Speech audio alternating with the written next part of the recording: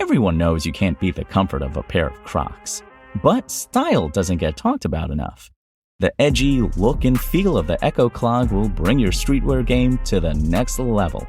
Plus, there are tons of new and exciting colors that'll match the look you're going for. It's time to bring the heat and build your look with Crocs Echo Clog. Shop the Echo Clog collection on crocs.com. Want to teach your kids financial literacy, but not sure where to start? Greenlight can help. With Greenlight, parents can keep an eye on kids' spending and saving, while kids and teens use a card of their own to build money confidence. As a parent, you can send instant money transfers, set up chores, automate allowance, and more. It's a convenient way to run your household, customized to your family's needs, and the easy way to raise financially smart kids. Get started with Greenlight today and get your first month free at greenlight.com/Spotify. This episode is brought to you by Shopify. Whether you're selling a little or a lot, Shopify helps you do your thing, however you cha-ching. From the launch your online shop stage, all the way to the we just hit 1 million orders stage. No matter what stage you're in, Shopify's there to help you grow. Sign up for a $1 per month trial period at shopify.com/special offer, all lowercase. That's shopify.com/special offer.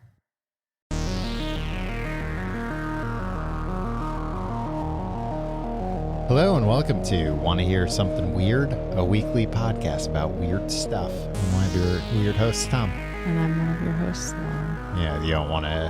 I don't want to label myself. You don't want to label yourself? Just host. Yeah, well, people are throwing the weird label around lately. That's true. And it's getting a very negative connotation. When you're doing that, think about us, think about Weird Al Yankovic. All the collateral damage with being weird, being demonized. Laura, I wanted to talk to you about, I don't know how familiar you are with this. And I feel like it might be the kind of topic where once I say it, you're like, yeah, you won't shut up about that. That's possible. I want to talk today about the Montauk Project. Oh, I am familiar, but you don't talk about it a ton. No. Well, I was going to say there are reasons for that, but that sounds like I'm somehow involved in it, which I'm not. But that's what someone who is involved in it would say. I do have a tangential involvement that I'll get to later, potentially. I mean, I'll get to it. Anyway. That's called a... What's that called? Tease. Tease. Yep, that's a tease. Teaser. Boy, people were about to turn off, and now they're glued. My head was saying cliffhanger. I was like, that's not what that was. Yeah, it's more of a tease.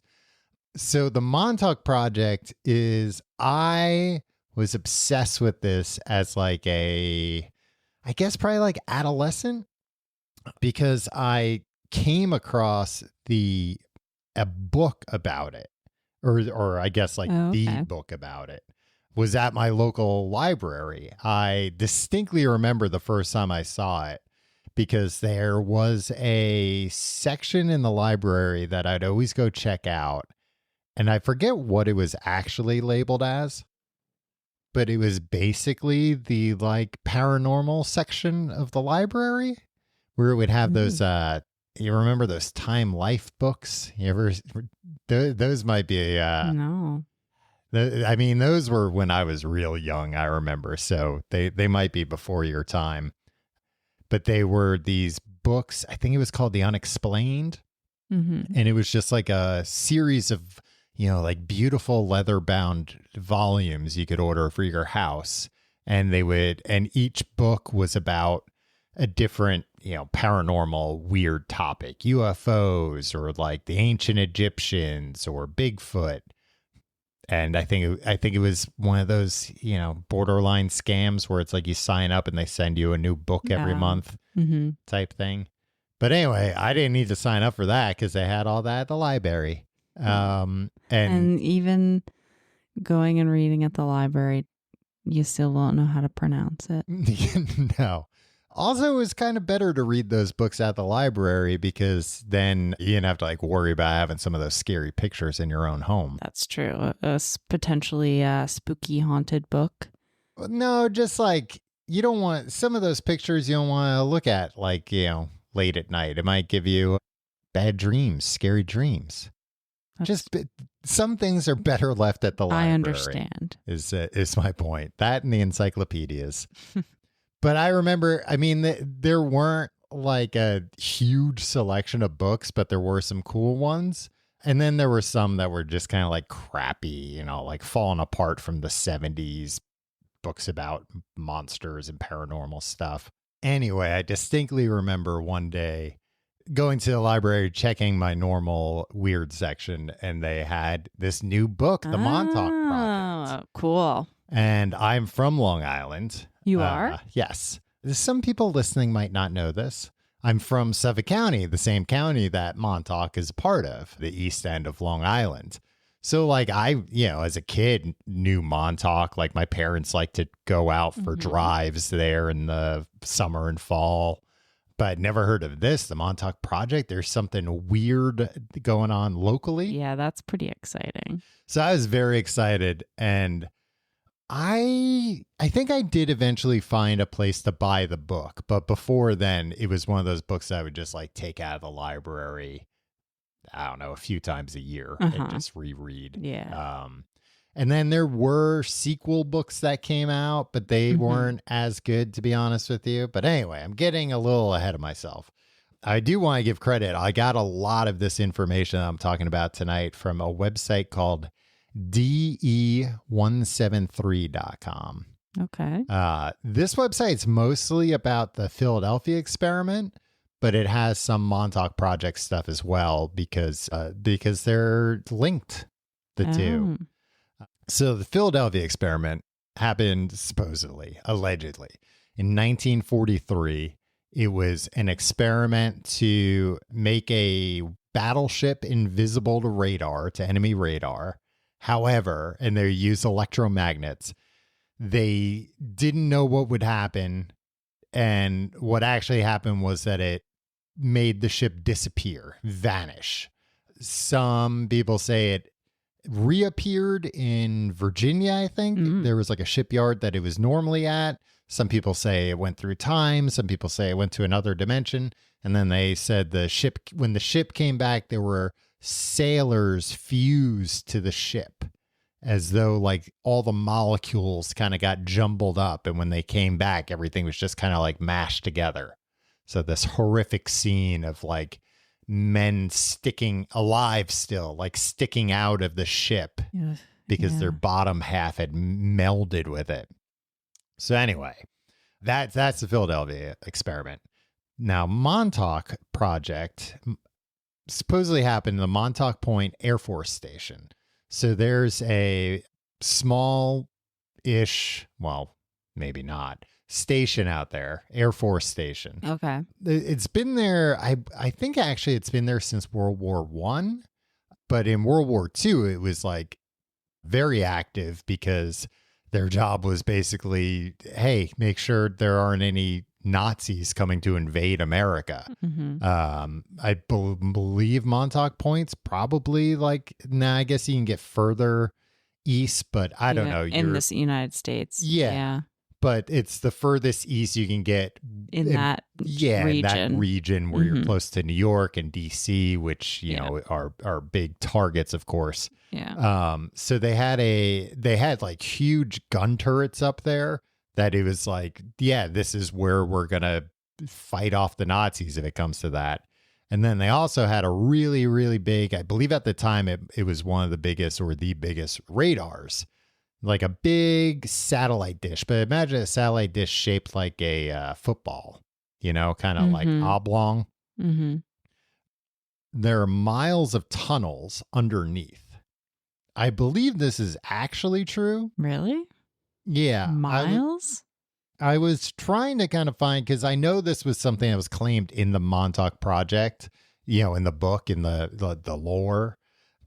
But I believe it actually that there are a lot of tunnels under there, because it said that the base was built not to look like a military base. That it was built to look like a residential area, more or less, so that if the Nazis did try to come over and bomb it, it would be harder to find. Oh. That it was allowed to kind of become overgrown throughout the years. But then that leads to later claims that it was still fully operational when the government claimed that it was shut down. So anyway, closed in January 31st, 1981, and donated by the federal government to the state of New York to use as a park in 1984. So 3 years there before they turned it over, which not really an important detail. Anyway. Have you been to, I mean, I guess the base or whatever? Like, is that a place that you I've seen can visit? Not real. You can get fairly close. It's but not it is like a tourist attraction or something. No, Yeah, nothing like that. But you can get fairly close. I've seen the radar dish. Okay. Like that's still there and it's huge. Like, you really can't miss it. So it wasn't until 1988-ish, this guy, Preston Nichols, who's apparently from East Islip, which is like only a few towns over from where I'm from. He started talking about his alleged story. There was an underground kind of videotape going around that showed this group, mostly him, but other men talking in like a South Shore, Long Island home, kind of having like an informal meeting. And he was talking about what he claimed was really going on in the Montauk Air Force Base, that it was still active and what it was being used for. Among other things, he claimed it's used for weather control, mind control. He claimed that the tower, the big dish, that was related to both of those. Mood control, telepathy, teleportation, and time travel. Now, he says he lost his job, that he worked for a government contractor, because he started remembering his other life. Basically, he claims, I mean, and this is before it happened, that essentially he was like Severance, like the TV show Severance. Yeah. That he had a normal life where he went to work every day. And then at night, he went and worked at this base, but that he was like hypnotized and they used the mind control technology to make him forget about that in his day-to-day life. But then he claims that he started remembering it and they were like, uh-oh, we got to get rid of this guy.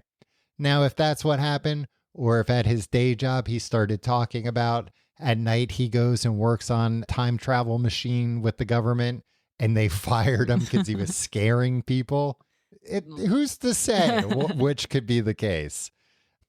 But both are plausible. Both are plausible. He claims that this technology came from, well, I mean, his story changes, that some people say it came from Roswell, that, UFO crashed and we recovered the technology, reverse engineered it, and we were able to do this other stuff with it. It had also been claimed that it was found in the ocean. And the other claim was that it was found in a melting ice cap, like an ancient ice cap. Okay. Yeah. So, I mean, Roswell, yeah, that makes sense. And like, that's cool. But I like the other two. I like the idea of it being here for like tens, maybe hundreds of thousands of years before it's discovered. I always think that that's kind of neat when people make that up, which, who's to say if this guy's making up stuff? Let me see. I have a long list of like the things that they were working on there. Psychic experiments, remote viewing, telepathy, telekinesis, mind control, time travel, time portals. He claimed that they were able to make like a Doctor Strange portal that people could walk through to go to other time periods. And that these were just kind of like open, you could just kind of go back and forth.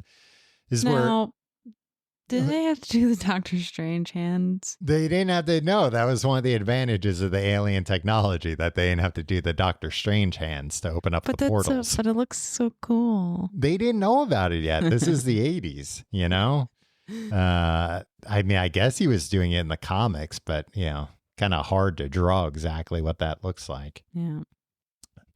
He said that they would use this to like view historical events. They would watch old things, that they would attempt to alter history by interacting with the past. claims that aliens were involved, that they had provided the technology. Some claim that they were involved in running the experiments. There were also stories of hybrid human-alien beings created or housed at the facility.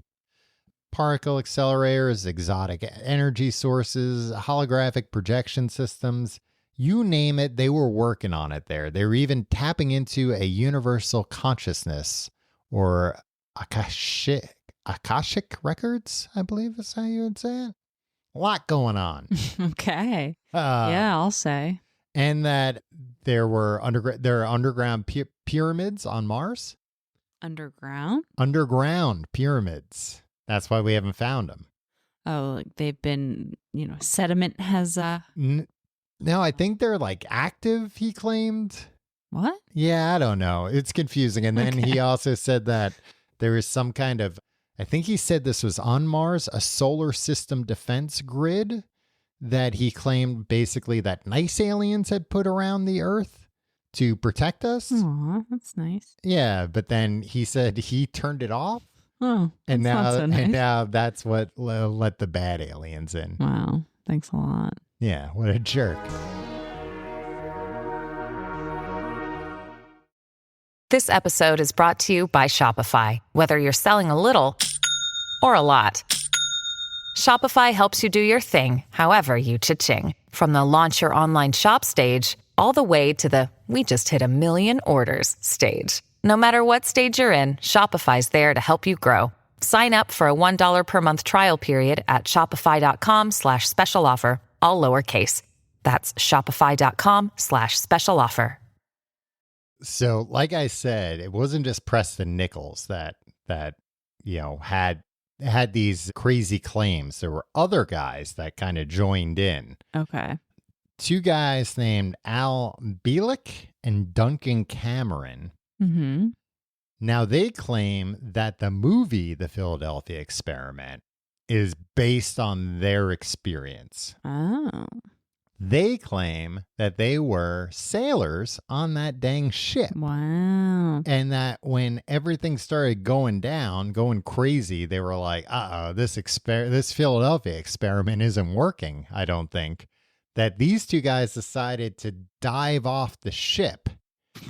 And their timing was, well, depending on who you ask, good or bad, because when they didn't land in the water, they landed in 1984, Montauk.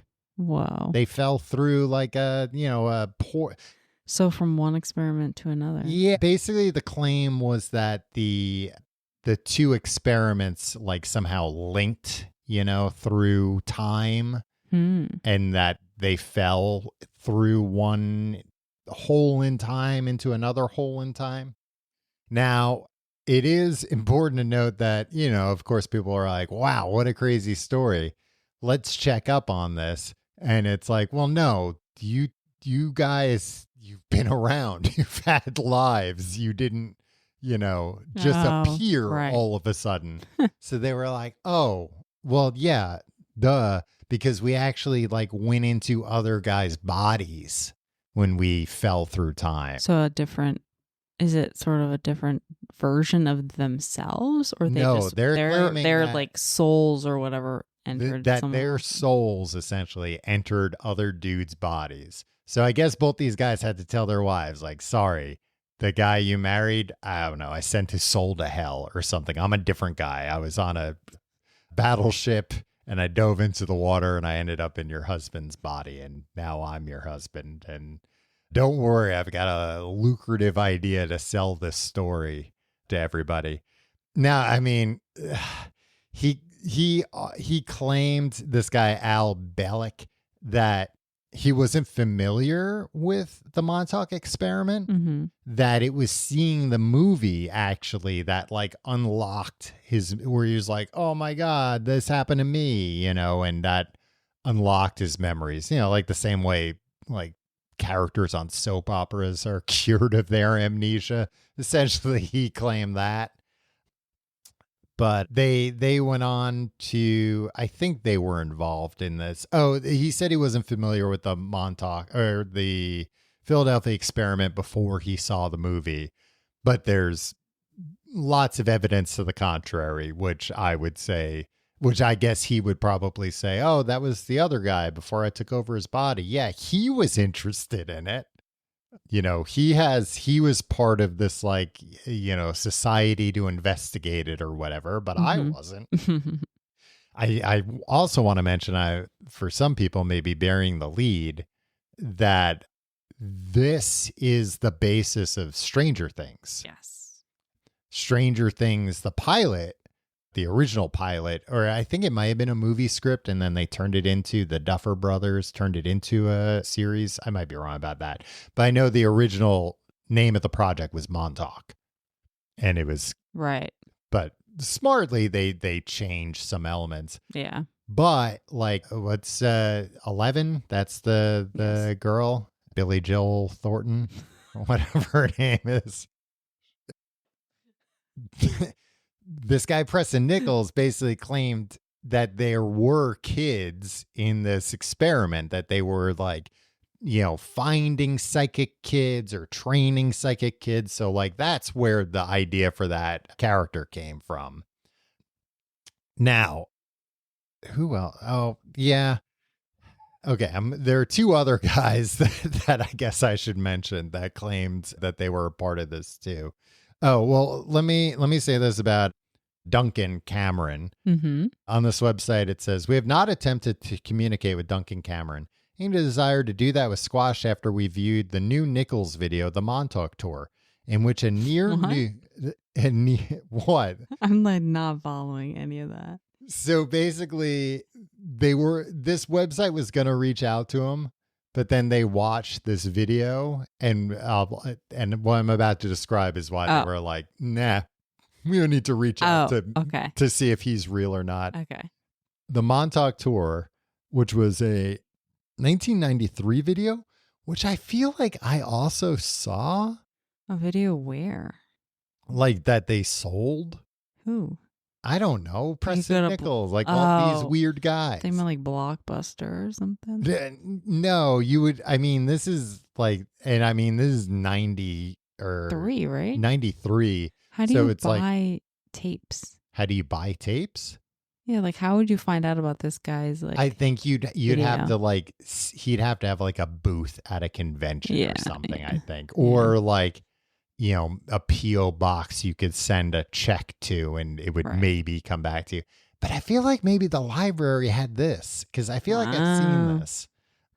But in this tour video, which he also claims that the government sent an army of missing children 150 years into the future for unknown reasons. So he was like plugged into everything, but they didn't tell him why they needed to send an army of children into the future.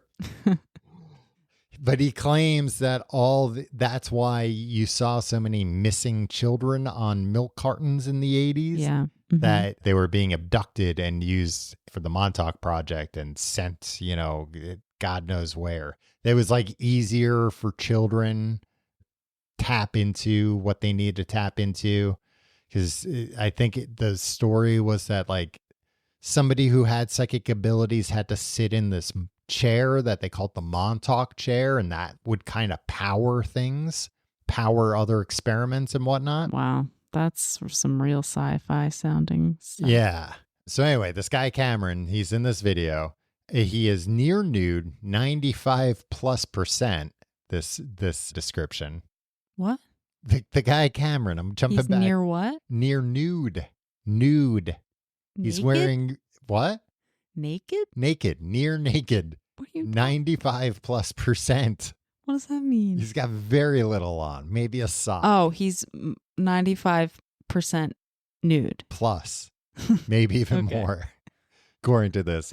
He's lying on the floor, enters a yoga-like trance. No.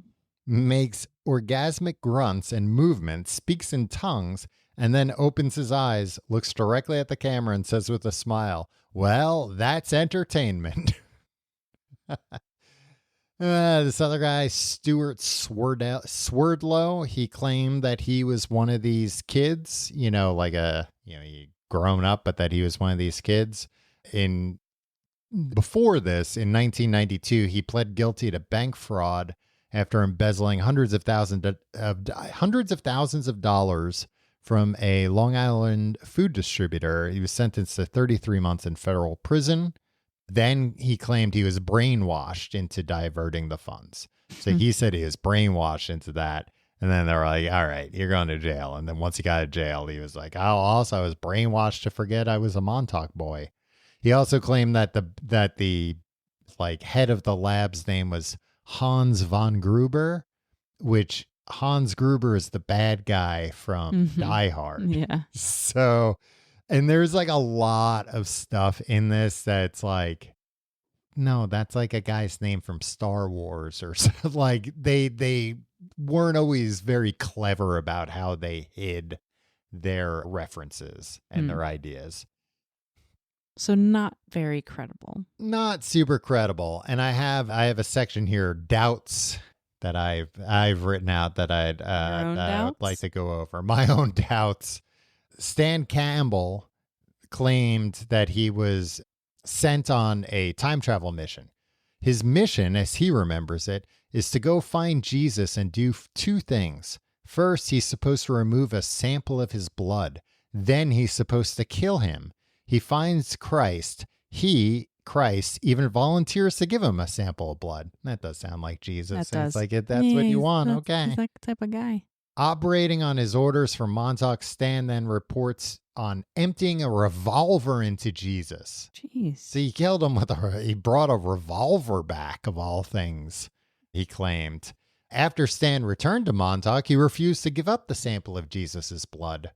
The Montauk technician sent him to Mars, where he gave the blood to Duncan Cameron.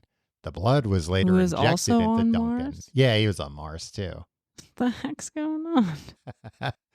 That's something. Preston also talks about how you could use this chair to like make things, like make thoughts into realities, which he claims is the reason why at least the upper portions of the Air Force Base were shut down, because somebody created a 30-foot tall monster, like just a black, like looked like a shadow monster that like tore people apart and tore everything to shreds.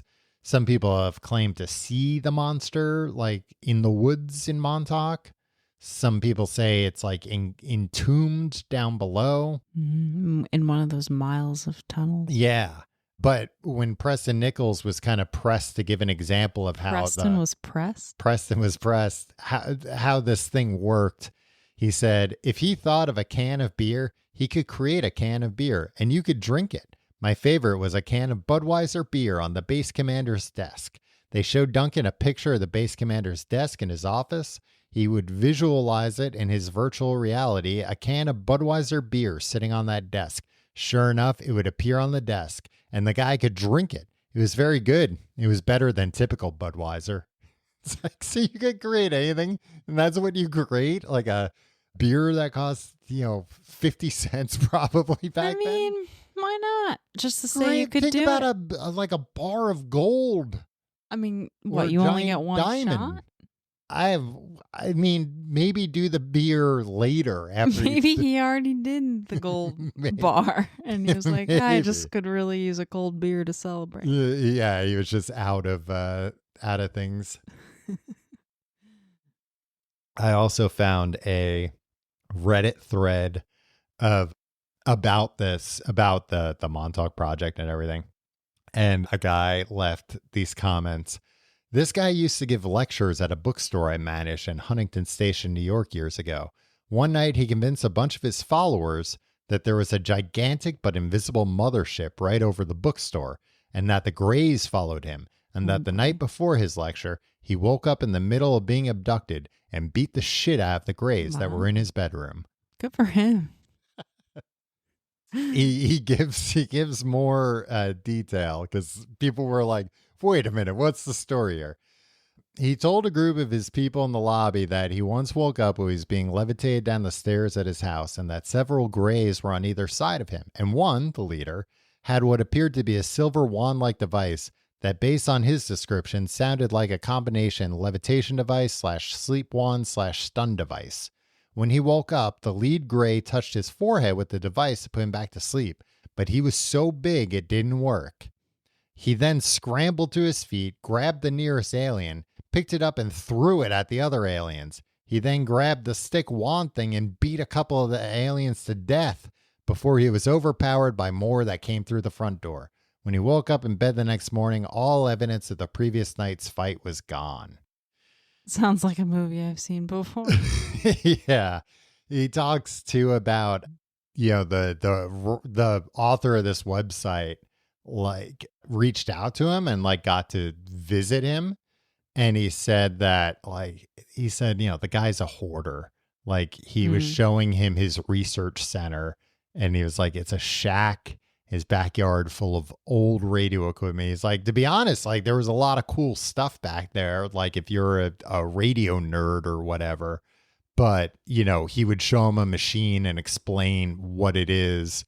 And he'd be like, that's not what that machine is. Like, that's a, it was in the example, it was like a Hewlett Packard something or other, like, piece of technical equipment. It wasn't a time travel device or whatever.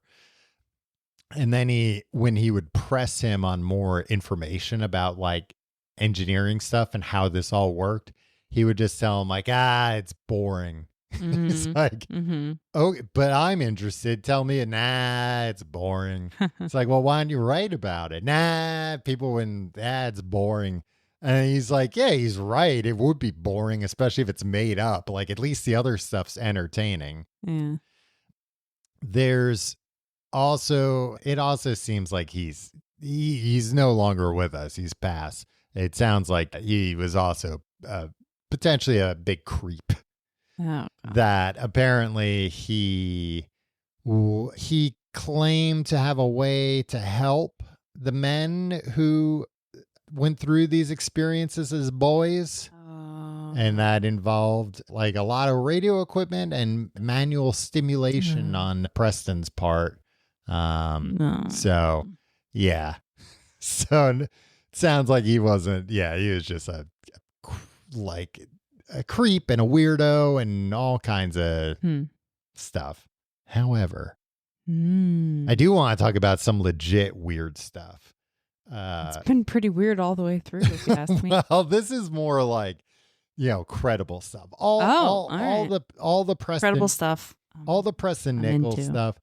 It's a great story. I mean, like, I always thought that it's weird that he or his estate, I mean, to be fair, I don't know if he if he had much family. I'm not sure what his deal was.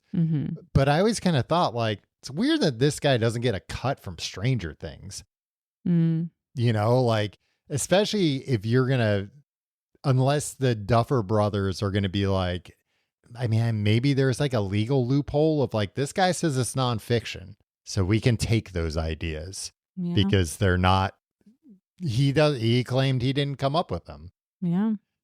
Just because I think about like how if these were fictional novels and then somebody made Stranger Things, it would be like, this is insane. They just ripped off all these ideas from this.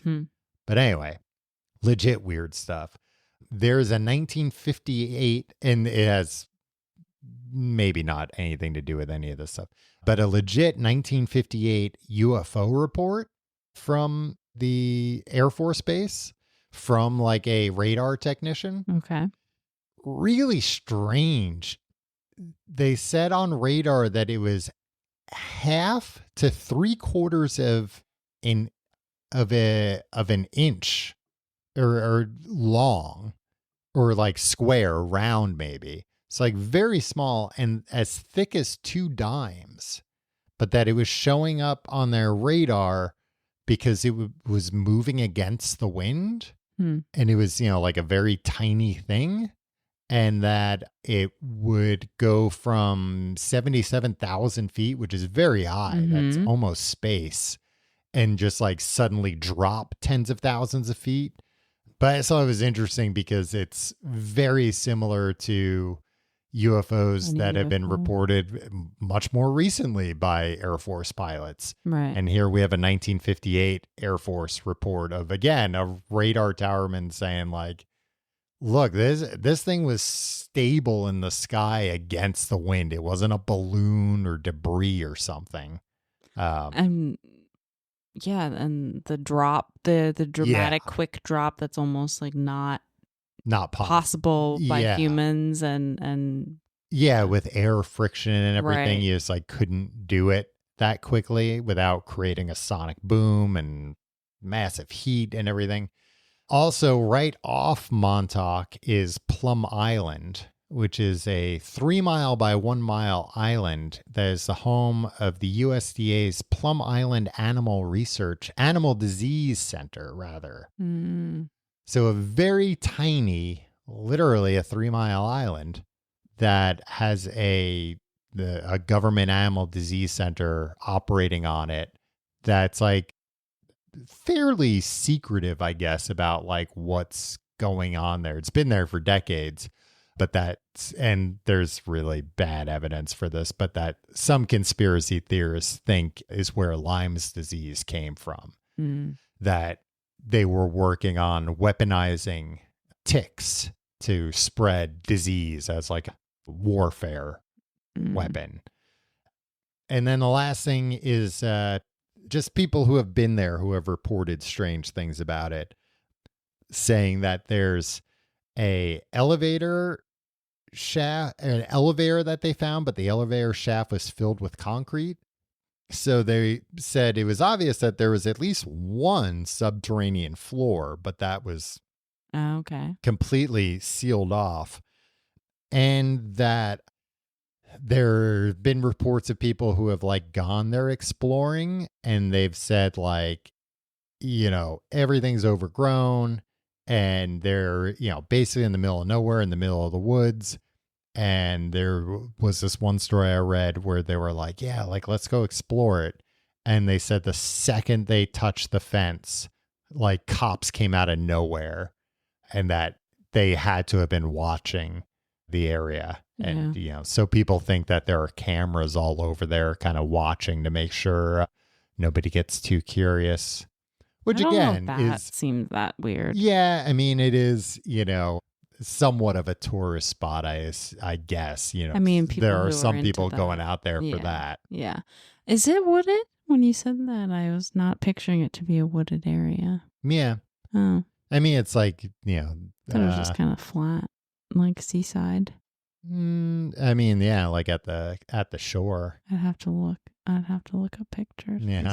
I just made up a picture in my head. Pictures. And thank you. We should take a ride out there sometime. We should. Why not? Yeah, check it out. Oh, I almost forgot the part that I said was going to have a tangential connection to me. When I read this book, I remember like, telling my parents about it or whatever.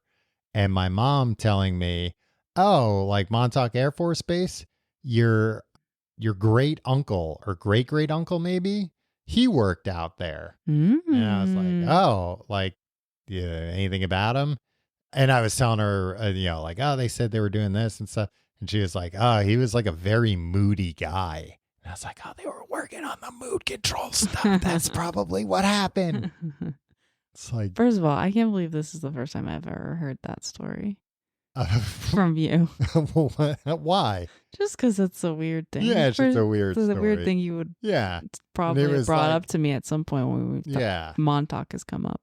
And of course, I'm thinking like, I'm not, it's like, 12-year-old or wherever. I'm not thinking like, oh, most of the extended family I've met have been moody, but this is really something. But yeah, we should take a ride out there sometime, check it out. I would be happy to. Test those cameras, see if what happens when we hop the fence. See if those cops are quick. Yeah. What I've learned from this episode is, for a good lesson for parents of young kids, that taking them to the library and letting them go into the paranormal section will make your kids turn out like Tom. Yeah, so keep them away. Don't let your kids snoop through the paranormal section. That's all for this week. If you want to follow us on social media, we're at wannahearpod. You can email us wannahearpod@gmail.com. This is also going to be our last episode for at least a little while. We're going on hiatus because we're getting married to each other. We're getting hitched and there's a lot going on. But it worked. We have some exciting things planned for the podcast when we return, but we appreciate you listening and sharing the show. Yeah. So especially make sure you're following those social media accounts, because that's when we're back. That's where we'll post it. Mm-hmm. But yeah, the podcast worked. We're getting married. It did. Too weird. When we started this podcast, I don't know, like 20, 30 episodes ago, we didn't even know each other. We didn't know. And now we're total strangers. Yeah. What a story arc. But yeah, thanks for listening, and we'll see you soon.